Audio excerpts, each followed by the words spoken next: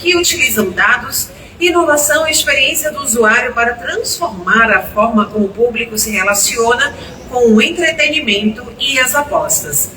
Ao mesmo tempo, surgem desafios importantes: regulação eficiente, fiscalização, proteção do consumidor, tributação, licenciamento e impacto direto no turismo e na economia. Para conduzir este debate, convidamos o mediador Leonardo Benites, diretor fundador da Ancassinos. Uma salva de palmas, por favor. Seja muito bem-vindo. Ele que tem atuação relevante na construção e no fortalecimento institucional do setor. Para compor este painel, reunimos especialistas com diferentes perspectivas e ampla experiência de mercado. Luiz Felipe Maia, sócio e advogado do escritório Maia Yoshiasu Advogados. Seja muito bem-vindo, uma salva de palmas, por favor.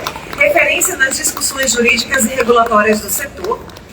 Brian Ortiz, diretor da Citro Digital Brasil. Seja muito bem-vindo, uma salva de palmas, por favor. Trazendo a visão da operação digital e da inovação tecnológica. Marco Pequeno, Country Manager da Amusnet, seja bem-vindo de volta. Com sólida experiência no mercado de jogos e apostas. Fernando Mora, Business Development Executive da Sport Radar Brasil. Uma salva de palmas, por favor. Seja muito bem-vindo.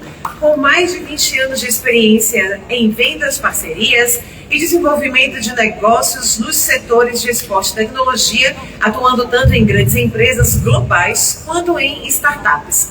E Jordi Sendra, CEO da Alea. Uma salva de palmas, seja bem-vindo. Com uma visão estratégica sobre crescimento, inovação e integração de mercados.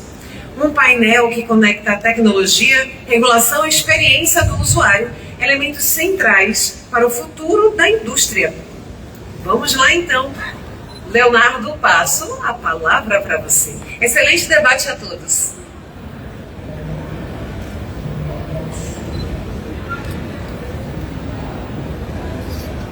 Agora sim. Muito obrigado. Agradecer principalmente a Sigma, agradecer a Audi, agradecer o privilégio de poder estar aqui nesse painel com esses seletos senhores. Alguns deles eu já conheço há alguns anos e tem minha total admiração. Já temos algumas histórias juntos, então aqui para mim é uma realização de um sonho. A minha atuação com relação ao Cassino Land Based dela já tem algum tempo, junto ao senador Irajá, que estava conosco no primeiro painel do dia. E para mim é um objetivo, para mim é algo que deve acontecer e que tem encontrado uma série de dificuldades dentro do legislativo. A gente está discutindo uma possível integração, já que hoje nós ainda não temos cassino físico no Brasil. Nós fomos, acredito que o primeiro país, né, que primeiro a gente regulou o digital para depois a gente discutir o físico. E isso traz uma série de dificuldades para o futuro, mas também traz uma série de vantagens, possíveis vantagens. Vamos lá, um silver lining com relação a principalmente a integração. E o online ele é muito mais numeroso, então ele traz muito mais possibilidades. A gente já tentou votar 2 vezes e nós tivemos esses problemas no legislativo, e a gente teve há uma semana atrás a marcação, eles marcaram o julgamento da RE 966177, que descriminaliza a exploração de apostas no Brasil e que pode ser um grande game changer para a legislação de cassinos físicos.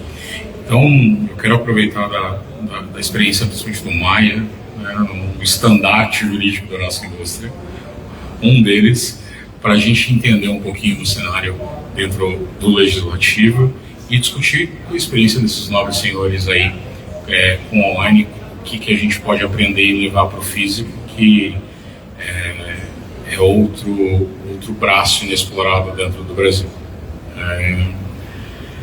A questão é se a gente vai construir, e isso é muito o que eu quero discutir hoje, se a gente vai ou deve construir 2 cenários completamente diferentes, ou a gente vai tentar dar uma de não brasileiro e tentar aprender com os nossos próprios erros, coisa que é rara aqui no Brasil. Mas esse ponto é isso. Somos numerosos, então eu vou trazer uma pergunta e eu gostaria que os senhores fizessem uma breve apresentação.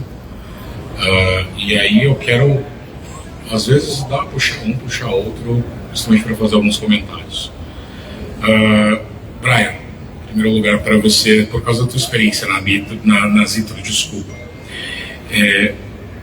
Todo o mercado, e eu falo isso por você ser uma empresa global, a gente tem sempre o físico correndo atrás do digital, correndo atrás dos números do digital, correndo atrás da capilaridade do digital, né? E normalmente o físico já estava, e aí o digital vem e o físico acaba tendo que se adaptar. Aqui o processo é o contrário, né?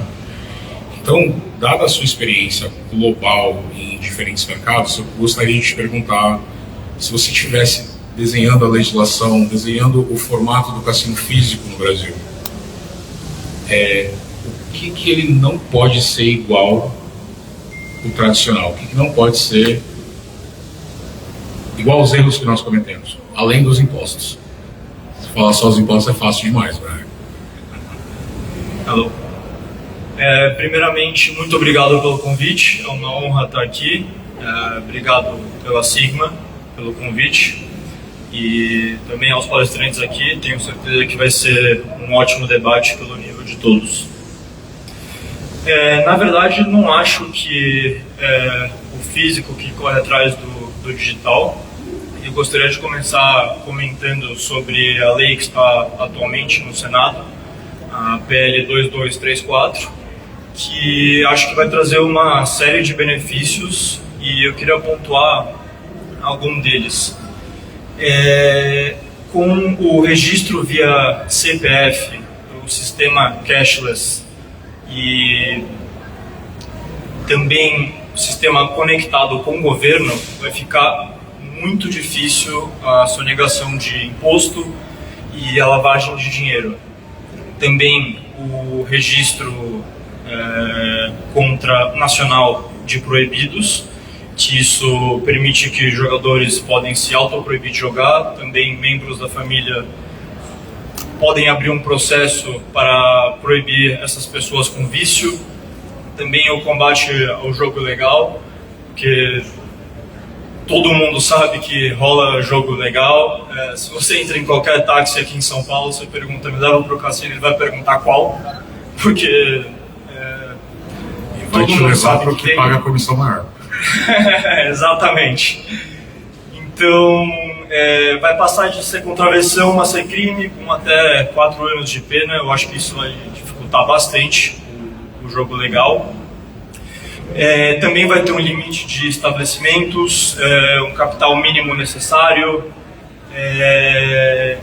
regras rígidas de compliance, e também vai ser obrigatório a certificação de um laboratório com alto reconhecimento internacional. Então acho que essa lei vai trazer segurança, controle, transparência e um mercado sustentável. E sobre o Omnichannel, acho que deveríamos começar pelo jogador, né? Porque depois da pandemia a gente percebeu que todo mundo quer sair, quer socializar. Depois da pandemia o restaurante ficou lotado, tudo ficou lotado, então as pessoas querem sair de casa. Então eu acho que o digital não substitui o físico, ele complementa. Então, o crescimento do online traz um público novo que pode migrar para o físico. Então, eu não acho que é uma competição, e sim uma convergência. Isso só materializa o Omnichannel, né, que nada mais é que a integração do online com o físico. Então, eu acho que a tecnologia, já temos tecnologia suficiente para isso. Eu acho que o principal desafio é a regulação. Então, os reguladores devem saber que o Omnichannel não é um risco. Na verdade, totalmente ao contrário. É mais controle.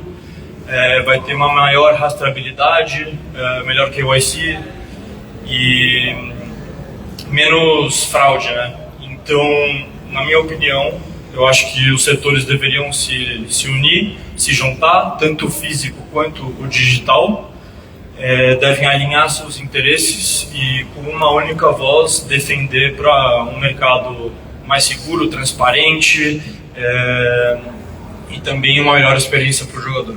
Então, porque a gente tem 38 milhões de KYCs feitos. A gente já fez 38 milhões, então a gente já tem essa parte. Mas você comentou sobre o 2234 e a gente tem encontrado bastante dificuldade no legislativo para aprovar o 2234 pelos mesmos motivos, e parte dos problemas, pelo menos o que eles alegam, aqueles que são contra, é o reputacional que foi criado pelo online. Então, a SRE ela pode auxiliar a resolver tudo, mas eu concordo, o sistema cashless e a rastreabilidade do 2234 ela é muito sólida, ela não deixa margem. Vai estar conectado com o governo.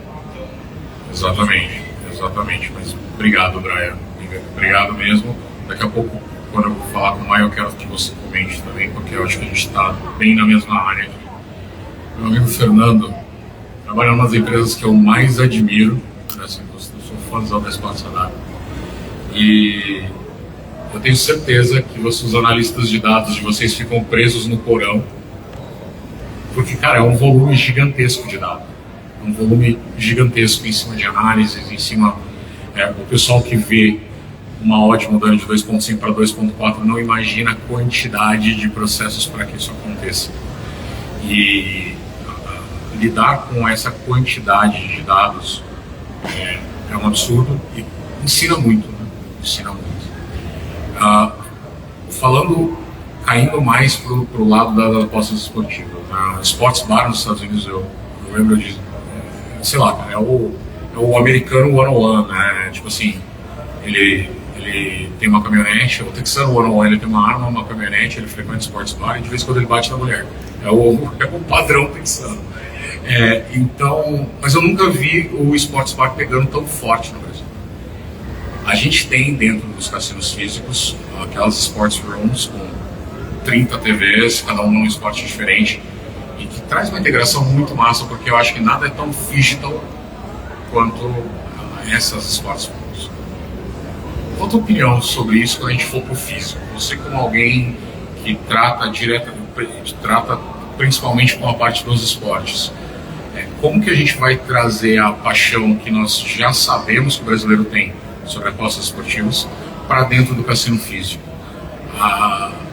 Aquela sala que é inimiga de qualquer pessoa com TDAH vai funcionar aqui ou não? Primeiro, obrigado assim, pelo convite. Uma honra estar aqui com grandíssimos nomes da indústria, pessoas que eu admiro, que viraram amigos aqui da indústria. Eu acho que tem uma questão de, quando você pensa em esportes bar, de fato você não tem muitos esportes bares no Brasil, mas você tem uma cultura do brasileiro de ir para bares para assistir esportes. O Sports Bar não vem até a gente vai para o Sports Bar, a gente transforma em Sports Bar. Acho que todos os bares são Sports Bar no Brasil.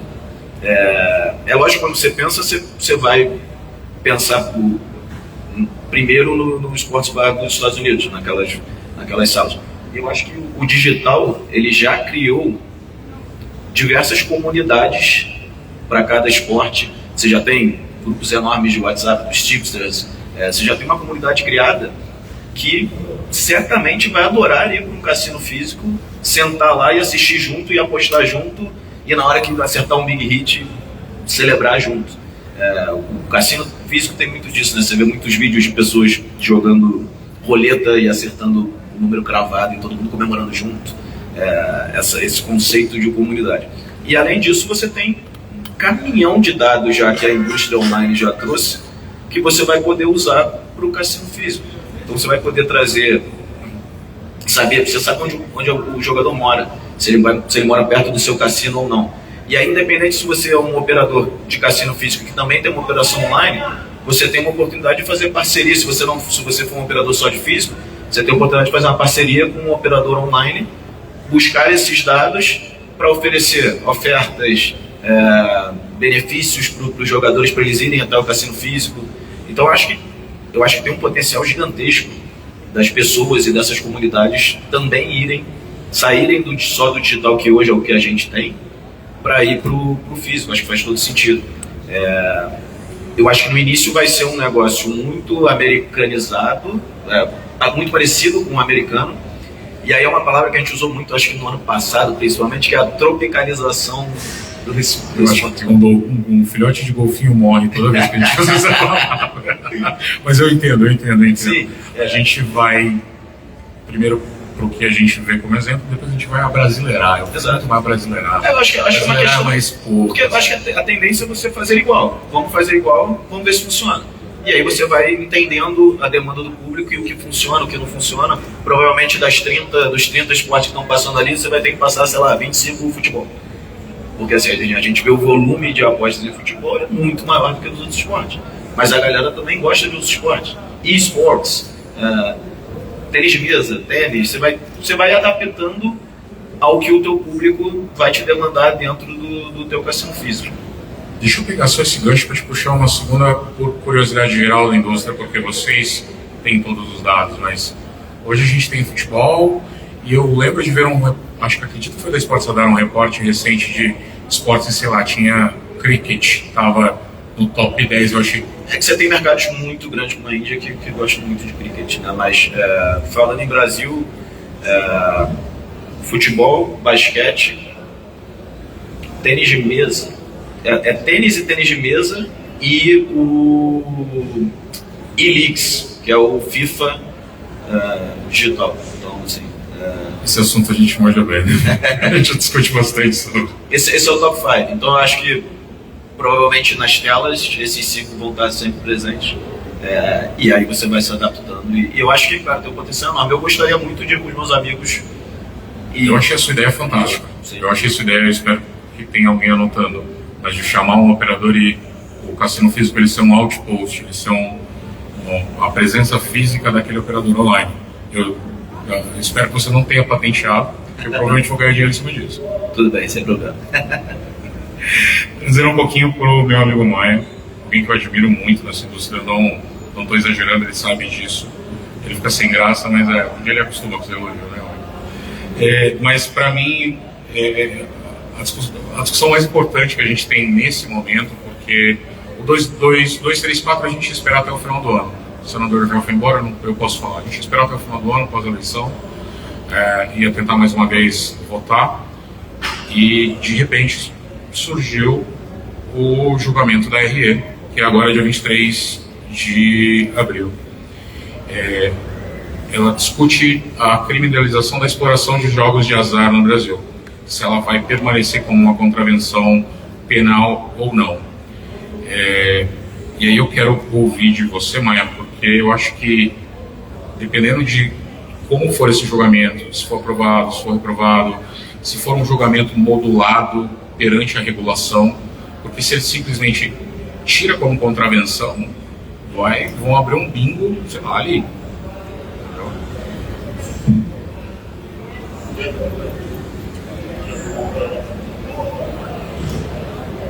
Alô. Bom, primeiro agradecer a Sigma pelo convite, agradecer ao Leonardo pelos elogios que me deixam sem graça, e estandarte é um bom nome porque a gente vai falar de carnaval, né? De fato, se deve depender da decisão que venha do Supremo, a gente vai ter um grande carnaval. Eu acho que assim, do ponto de vista técnico, jurídico, de fato, o argumento da não recepção do artigo 50 da Lei de Contravenções Penais, da proibição de jogo de azar no Brasil, é um argumento muito forte. O artigo 50, na exposição de motivos da Lei de Contravenções, ele é baseado na questão de proteção da moral e bons costumes. Bom, moral e bons costumes é uma coisa que muda com o tempo, evolui social e historicamente. Se você pega textos da época, o fundamento por trás da proibição do jogo era que o ócio era mal visto socialmente e não se poderia permitir que alguém ganhasse dinheiro em algo associado ao ócio. Esse raciocínio é interessante porque ele tem dois pontos. Primeiro, que desde lá já havia o jogo como entretenimento, como ócio, mas que naquele momento você ganhar dinheiro sem de fato trabalhar, no momento, vamos lembrar histórico de industrialização, em que a mão de obra era muito importante, né? Tanto que um outro tipo penal que existia era a vadiagem, né? Você ficar na rua sem trabalhar, eu não podia. Mas esse não é crime mais, né? Ainda bem, né? Tudo que a gente quer hoje em dia é chegar ao ponto de poder fazer isso na vida, né? Então, eu acho que a gente tem sim argumentos jurídicos muito fortes, tá? Para a questão de não recepção, mas o Supremo ele tem uma sensibilidade política e social. Ele sabe que se viesse uma decisão seca de não foi recepcionado, o caos se instaura e, como você falou, a gente vai ter um bingo a cada esquina. Então, nesse momento em que o Supremo está numa pressão de imagem muito grande, tá? Em que a gente tem um ano com eleições, existe toda uma discussão sobre bets, eu acho que existe sim uma chance desse julgamento não acontecer. Tá? Se acontecer, dele ser um julgamento que vai se arrastar, e que a decisão venha modulada. Sim, e aqui que é modulada, ela vem com condicionantes de quando ela se aplica, às vezes até com um comando para o legislativo legislar sobre o tema. E esse comando pode ser um gatilho muito interessante para a questão da discussão do projeto de lei de cassinos. E aí é uma questão de timing, como você mesmo falou. Qual que é o timing para essa discussão esse ano? Só tem uma janela, que é depois das eleições. Por quê? Quem foi reeleito tem capital político para gastar aprovando o tema.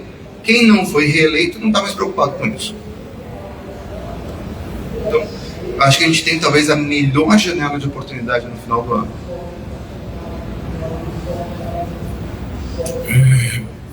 Num caso como esse, então, esse julgamento ele pode ser protelado, porque não é solicitado vista ainda, né? Não chegou nessa parte, mas ele pode ser modulado e direcionado para 2234, como o Brian comentou, ou ele pode virar uma demanda para o Legislativo para um novo projeto, o que seria um atraso enorme, porque a gente não conseguiria também votar no final do ano. Eu acho que assim, se a gente for pensar no que é melhor para a indústria, né, uma decisão rápida e sem modulação, eu acho que ela seria muito negativa. Pelos efeitos sociais disso e porque ela seria muito provavelmente sucedida de um projeto de lei criminalizando o jogo. Dada a configuração do nosso legislativo hoje e o momento político, se vier uma decisão dizendo que, olha, não foi recepcionado, eu aposto uma paçoca com você que no dia seguinte, ou no mesmo dia, tem vários projetos de lei para criminalizar o jogo. E pedido de urgência para discutir isso. Então, eu acho que é interessante sim que esse tema seja votado no Supremo, que a discussão seja feita, mas eu torço para que não seja uma decisão seca, torço para que seja uma decisão mais pensada, modulada, e que eventualmente isso sirva assim como um catalisador para aprovar o projeto no final do ano. Pensando em quem vai julgar, entre os juízes que nós temos, ele é pró-mercado, vamos dizer assim.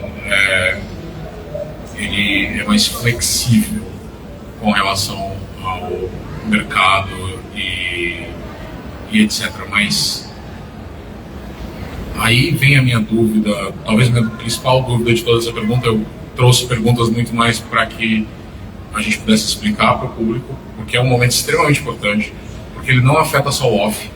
A gente está tratando agora sobre o off, mas ele também afeta o online.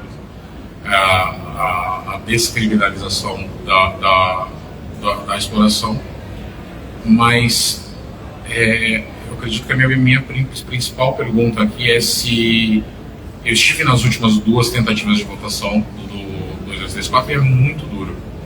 É muito duro que a gente enfrenta e os argumentos são baseados no online. Mas esse julgamento modulado vindo do Supremo, você vê como uma possibilidade de reversão do papel do Legislativo? De forma alguma. De forma alguma, não. Eu vejo, assim, o Legislativo tem a palavra na definição das leis no país, não no Supremo, apesar dos pesares.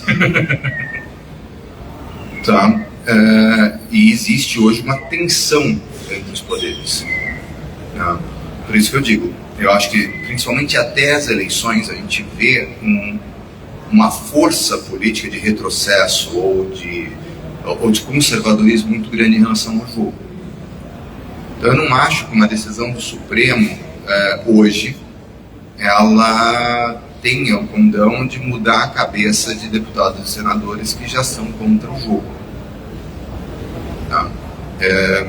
Eu acho que sim, uma decisão que venha e determine ao Legislativo que ele tem que tratar deste tema, porque a norma que hoje trata não foi recepcionada pela Constituição e que eles teriam um prazo para tratar desse tema, seria sim um catalisador, porque isso de certa maneira bota um reloginho para a discussão do assunto, e aí vai caber, claro, ao presidente do Senado e ao senador Irajá definirem o momento mais adequado de colocar isso em votação.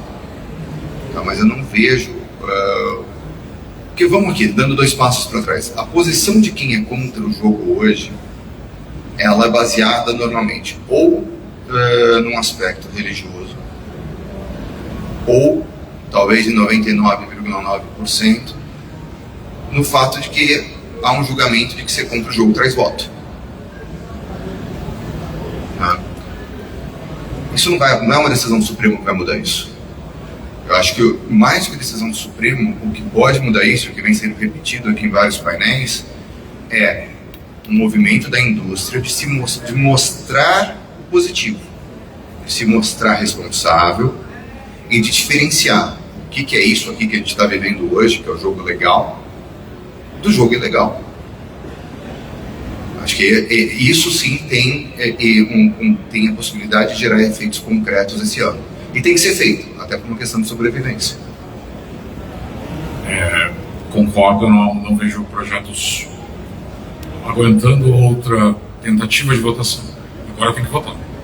Agora tem que votar, seja com a pressão em cima da RE, que virá da RE, ou seja por uma questão da concepção do projeto em si, das múltiplas tentativas, mas agora tem que votar. Mas, Maia, obrigado pela aula. Eu acho que o timing da gente falar ter esse painel com a questão do agendamento da RE foi maravilhoso. Eu acho que a gente foge um pouco do que a gente estava falando sobre integração, mas eu precisava explorar o fato que eu tinha você aqui do lado para a gente poder explicar isso. Então, muito obrigado mesmo, Maia.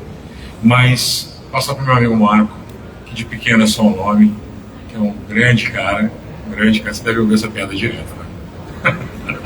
Terceira vez hoje, né? Mas assim, trabalho numa empresa que eu também admiro, que é a Busnet, que é filiada a outra grande empresa que é uma das maiores, talvez a maior em termos de experiência com land-based, experiência com jogos no land-based.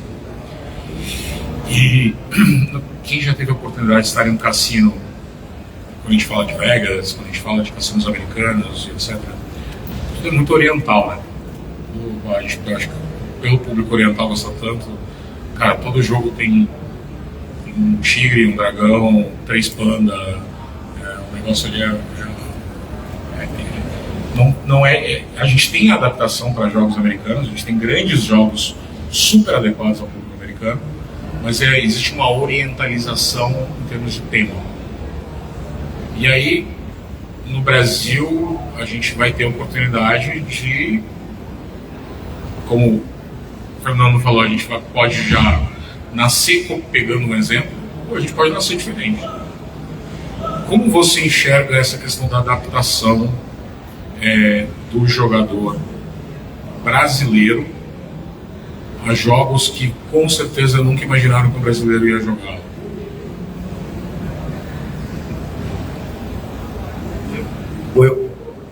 Volta. Bom, primeiramente, obrigado a Sigma pela segunda oportunidade hoje. Eu estava no painel anterior também. Prazerzaço estar com vocês aqui, amigos, né, alguns de longa data. Meu primeiro painel na indústria foi com o Maia, há 7 anos. 7 anos. Eu tenho foto daquele dia. Cara, isso já acontece, né? Com talvez o principal jogo hoje do mercado. Eu gosto muito. Eu tive um spoiler dele lá atrás. Como eu te falei, assim, foi uma ideia que eu tive e que você executou brilhantemente. E aí, inclusive, ganhou o prêmio ontem, né? Ganhou o prêmio ontem. Né? Ganhamos. Melhor jogo do ano, o Caramelo Sortudo. Mas a questão da orientalização... Tá. Desculpa, eu achei que você estava fazendo merchan. Não. Inclusive, não farei. Não é o espaço para isso. Mas eu vou entrar nesse ponto, continua, porque eu vou emendar com uma segunda pergunta sobre isso, mas por favor. A questão da orientalização dos jogos, eu não vejo ela como uma grande questão. Tá? Eu não acho que isso é necessariamente um problema. Pode existir uma oportunidade aí. O tigrinho é extremamente oriental. Tem todos os tempos chineses no background. O tigre creio que ele seja um animal do horóscopo chinês. Primeira vez que um tigre faz sucesso no Brasil sem uma popozuda do lado. Cara, a gente escuta comentários, né? Podia ter a onça, né? Algo muito mais brasileiro. Nós fizemos o caramelo, também o símbolo do Brasil. Não somos os únicos a ter um caramelo, claro que não. Hoje você tem, assim, infinidade de tigrinhos, toda marca tem o seu tigrinho. Então, eu não vejo a questão necessariamente de... O jogo não tem que estar necessariamente tropicalizado. Pode ajudar? Pode, mas eu não vejo isso como um grande fator, tá? Eu acho que o mais importante do que isso é você entender o que o público gosta de jogar. Esse é o primeiro ponto. Então, um jogo 3x3, às vezes, é muito mais fácil do cara entender por que ele ganhou, por que ele perdeu. Quando você, ao invés daquele jogo, 5x6, cascata, não sei o que. Cara, eu às vezes olho e falo, por que eu ganhei? Eu não li os TCs, como todo brasileiro não lê. Eu fui lá e joguei, aí eu ganhei. Mas por que eu ganhei? Eu não sei. Começa a cascatear e de repente eu combinei 15 símbolos, eu não vi. Né? Então, eu vejo como um grande fator, se você entender o que o brasileiro gosta de jogar, e aí você tem diferentes públicos. Eu escutei de um operador um tempo atrás que jogo todo mundo tem. Realmente, é um mercado que está, principalmente no online, ele está um pouco comoditizado. Tá? Então a questão vai além do jogo. Você precisa ser criativo hoje, de um jeito que eu, produtor de jogo, há 4, 5 anos, eu não precisava ser tão criativo assim há 4, 5 anos atrás. A gente tinha algumas coisas que funcionavam, algumas táticas que a gente trazia da Europa que estavam funcionando, muito porque os operadores que a gente trabalhava também eram europeus, eles estavam acostumados, estava todo mundo habituado ao mesmo jogo. O jogo mudou muito, de 2, 3 anos para cá ele mudou muito. Então, você ter o jogo, e pode ser um tigrinho, pode ser um caramelo, pode ser um jogo de deuses do Olimpo, pode ser... O tema do jogo, ele passou a ser um negócio até mais secundário. O brasileiro, ele nasce criativo, né? A gente brinca que o brasileiro nasce formado em publicidade. Por questão de necessidade mesmo, eu acredito nisso aí. A gente é muito criativo como povo. E isso precisa ser traduzido dentro dessa operação. De que forma que a gente pode fazer esse crescimento? Porque no mercado comoditizado, com tantos provedores com o mesmo tipo de jogo, 20 tigrinhos, 30 porquinhos, 15 coelhinhos, 12 caramelos, de forma que eu me destaco num grid de jogo que tem, sei lá, 540 jogos. Só eu tenho 250 jogos certificados no Brasil. Só eu. Tem empresa que tem mais. Então você vai pegar um grid de jogo numa Betano, por exemplo, esses caras vão ter milhares de jogos. Como é que você se destaca? Porque a gente sabe que o scroll do jogador, ele não vai tão longe assim. É igual a página do Google, cara. Quando foi a última vez que você foi até a segunda página da tua busca no Google? Cara, o cara não vai descer 15 linhas. Se o teu jogo não estiver bem posicionado, não vai jogar. Mas o posicionamento, hoje eu falo, ele é uma consequência de coisas que você faz muitas vezes fora do site. O operador, ele vai posicionar o meu jogo bem se ele investir em outras áreas, no CRM, com influenciadores, com streamers. Se o meu jogo estiver presente nesses canais, o posicionamento ele vem de forma natural. Ele vai ter que posicionar o meu jogo bem, senão ele jogou aquele dinheiro fora. Então é uma consequência. Na Europa é diferente. Na Europa o posicionamento vem primeiro, seja por questões culturais, seja por questões legislativas. O posicionamento do jogo ainda é muito importante. Ainda se dá um valor muito grande para real estate, né, no grid de jogos lá. Aqui não é mais isso. Os operadores, e aí eu acredito isso aos operadores domésticos, não os operadores que vieram com a expertise da Europa. A 7K, Estrela, H2, o pessoal brasileiro. Porque o brasileiro nasce formado em publicidade e sabe usar isso muito bem. Eles inverteram essa pirâmide. Hoje eu preciso estar presente nos canais de publicidade desse cara. Eu preciso estar presente no comercial de TV. Eu vi um comercial outro dia da Novibet, às 10 horas da manhã, na ESPN, no break de um jogo da Premier League. Comercial só de cassino, na Novibet. Só cassino. Não tinha, a palavra Sportsbook não era mencionada. Era só cassino. Apareceu o Tigrinho, apareceu o jogo de outros concorrentes. Uma operação tradicionalmente Sports Focus. Exato. Que é a Novibet. E às 10 horas da manhã. A Novibet tem eles têm uma prioridade hoje, sim, operacionalmente pelo Sportsbook. É uma conversa que eu já tive com eles. Faz parte da estratégia de longo prazo deles inverter isso. Até porque uma operação saudável ela precisa ter se invertido. Né? A maior parte da receita precisa vir de cassino para que seja uma operação sustentável. No final de semana, ruim no Sportsbook pode te quebrar. Então, esse comercial deles às 10 horas da manhã, num sábado, tudo bem, canal fechado, mas às 10 horas da manhã, só cassino, aquilo ali chamou minha atenção. Pô, eu preciso estar lá. É um movimento que eu, como provedor, eu preciso começar a fazer. De estar nos canais de publicidade. O operador percebeu isso já. Isso vai me custar. Não é que ele percebeu isso agora, ele percebeu isso há 3 anos atrás. Há 3 anos atrás eu tive uma conversa com o João da Estrela Bet exatamente sobre isso. Porque ele percebeu, uma das pessoas que percebeu, que eu devia estar bancando com ele. Você quer aparecer no meu site? Você quer estar bem posicionado? Você quer que o pessoal jogue teu jogo? Banca comigo isso aqui, divide o risco comigo também. Tudo bem, eu acho que dividir o risco, o racional dessa divisão de risco precisa ser bem estudado, né? Porque eu também não fico com 50% do lucro depois. Eu fico com 7, 8. Sua margem não muda no final. Né? Exato. Então, essa divisão de risco precisa ser bem discutida, mas que precisa existir uma divisão de risco não é uma questão se eu gosto ou não gosto. É simplesmente o mercado passou a se comportar dessa forma e eu preciso jogar esse jogo se eu quiser ser competitivo. Maravilha, maravilha. Se a gente tivesse mais tempo, se você prometer, você me responde em 30 segundos, que a gente já vai estourar o tempo daqui a pouco. 30 segundos.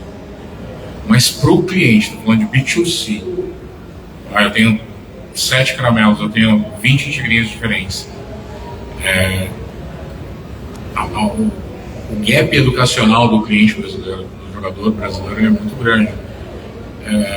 Mas a gente já começou o processo dele escolher dentro dos 7 caramelos, escolher qual dos 20 tigrinhos ele vai jogar, ou você acha que não, ele simplesmente vai ver um 3x3 e vai...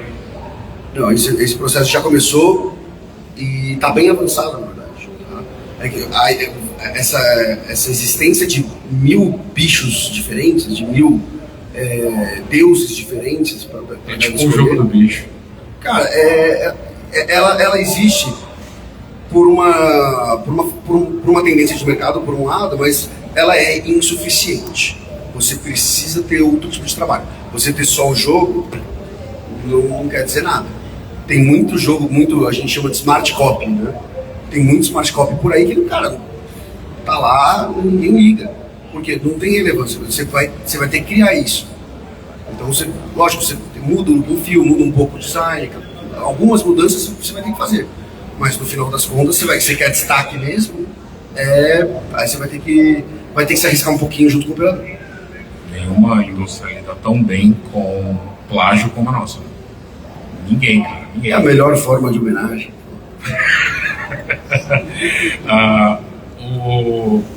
Quero perguntar agora pro Jordi. O Jordi é nosso único não brasileiro do painel. Então, caso vocês queiram o ponto de tradução, ou a gente também tenta aqui fazer uma tradução simultânea, conforme for aqui, a gente dá mas, Jordi, obrigado. É um desafio estar num painel somente com brasileiros, então, obrigado pela coragem e pela disponibilidade de estar aqui contribuindo com o tema. E eu gostaria de te perguntar aqui sobre, principalmente pela experiência dentro da LEA, pensando que no futuro os operadores, talvez operadores online, eles deem um salto para o land-based, principalmente como o Fernando brilhantemente trouxe essa integração aproveitando essa oportunidade única que a gente tem de regular o land-based depois. A gente tem uma série de desafios com relação à migração, com relação a dados, com relação a LGPD, com relação às ofertas, e toda adaptação a uma nova escala, ela traz um nível diferente de complexidade. Onde eles devem provavelmente encontrar as maiores dificuldades nesse processo de adaptação do online para o land-based, e o que pode ajudá-los a superar essa dificuldade? Okay, hello everyone. Sorry for not yet being able to speak in Portuguese, but I'm very happy to be here. So thank you, Sigma, for having me. I would like to touch very fast, because we are running out of time, a couple of points. One, we said it before that we're used for going from land-based to online, right? And therefore how land-based casino can leverage the player database to convert, and you have the player going to the casino at a certain hour, and then they go home and they keep playing. They have the same wallet, for example, and they have rewards. This step or migration it can be done gradually, slowly, and we already have experience. And we could touch about which games they see in the land base, and then they want to play them when they see them online, right? But I would say the most important factor, and maybe it's a little bit unseen yet, is the fact that when you are online and you do the opposite, you're not going to have the same player going probably to your own casino, because you're not going to be able to put a machine close enough to where your player is living or is working, right? Therefore, what we see is a big opportunity when you go land-based to acquire new clients, and if you are better than transferring them to the online experience, you will be able to gain market share from your competitors doing that very well, but not upselling or having a better experience from your online player to the land-based. So it's completely different, and it opens the doors of a lot of different activities and ways to approach that to take the biggest profit. Now, if you look at the challenges, obviously, the importance of the game, it applies the same. Players are going to want to play the game that they are used to online, and if we look at Amusnet or if we look at Zidro, you have certain slots, certain, let's say, lines of slots of type of games that they are very well known, and they are going to look for that, the red one, the blue one. So this is also still going to be in place, going from online to land-based, and they're relying on third-party integrations, a good CRM, etc. My recommendation would be to really rely heavily on third-party and focus on the player experience, because what we know from our experience serving pure online operators or land-based that they want to migrate is that the player experience is completely different. You need to learn that, and you cannot be doing a lot of things with a very high focus. So Not just learn, but never underestimate the difference between both experiences. I think I see a lot of operators, often they underestimate or sometimes overestimate, but it's never in the same level. But the difference between what's happening in the life of that client at that moment, because the online is 24/7, it's always available. But in the land-based, there is totally different triggers, environment, music, like everything is different. So you can't underestimate this sort of difference. this is going to be the biggest challenge. So therefore, in terms of data, in terms of providers, you should rely on your providers that you have online, obviously, but other third parties for the land-based, and really focus on learning the land-based experience. If we focus on online only, crypto casinos and non-crypto casinos, but everything online, it's completely different, and we see a lot of operators fail at launching one when they know the other. So here it's even more important because the investment that you will have to do for the land-based is even bigger. Just bringing a personal experience, in my case, is the opposite. My favorite slot game doesn't exist online. So I have to be in an European or American casino to play it, and it's like frustrating because I don't have it here. I work with these guys. I should have, Yeah. In my case, it's the opposite. Thank you very much. Pleasure. Acho que eu nunca fui tão pontual, Sigma. Acho que eu tô aprendendo. Mas muito obrigado a todos. Muito obrigado à plateia. Eu acho que foi um dos painéis mais difíceis em termos de tema. Que é difícil a gente discutir integração quando a gente só tem um lado, né? O resto a gente tem que imaginar. Senhores, muito obrigado pela presença de todos. É um presente estar aqui com alguns de vocês. Obrigado, Sigma. Até mais.